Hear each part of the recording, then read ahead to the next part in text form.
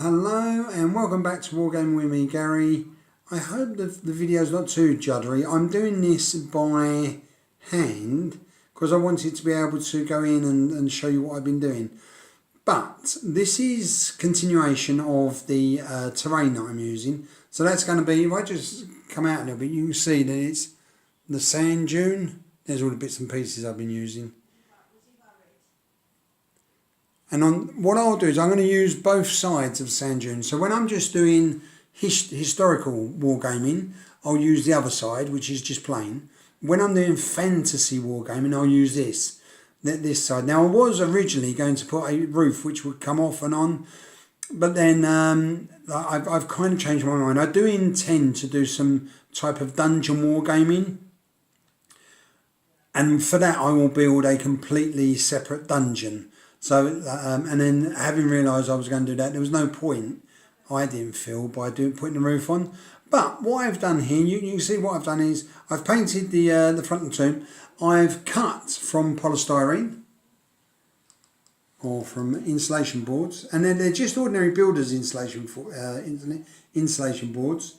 I've cut triangles so that you can see, if I go out a bit, you can see it there. I've literally only just glued it on. That's why it's, that's why I've got that little separator in there, like, because I didn't cut the foam quite right. But I'm not worried about that. I can put that right with a little bit of filler. I'm a dab hand with filler, so I can put that right.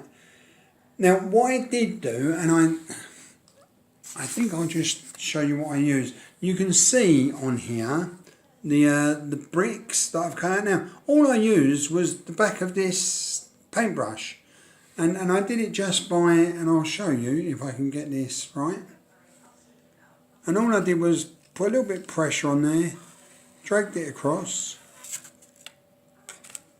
oops, and there you can see, oh can you, now, and that left a mark, yeah, and that's all I've done.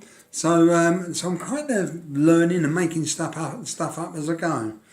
So that's the next one. I'll put the roof on.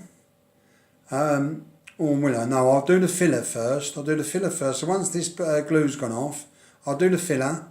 Then probably paint that. Yeah, because that'll be easier. Paint that. Do the wash. So like, yeah, and marry it up so it's similar to the doorway.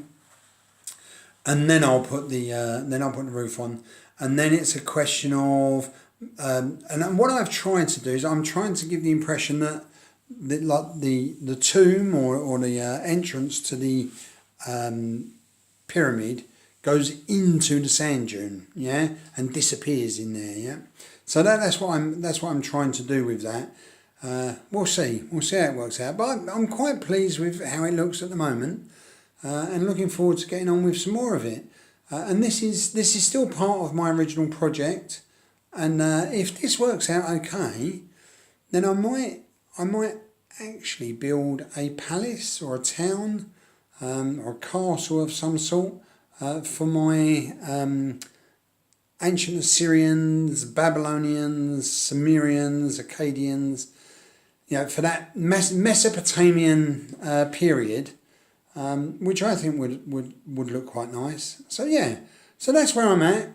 Like I said, I'm trying to do a lot of short ones for this. I decided not to show you each bit I do, because they're kind of, on this one it's kind of obvious, isn't it? Well, yeah, I've cut the insulation boards down to the right depth. Then I've cut them to the right shape. I've put the brickwork in there, and I've just shown you how I've done that.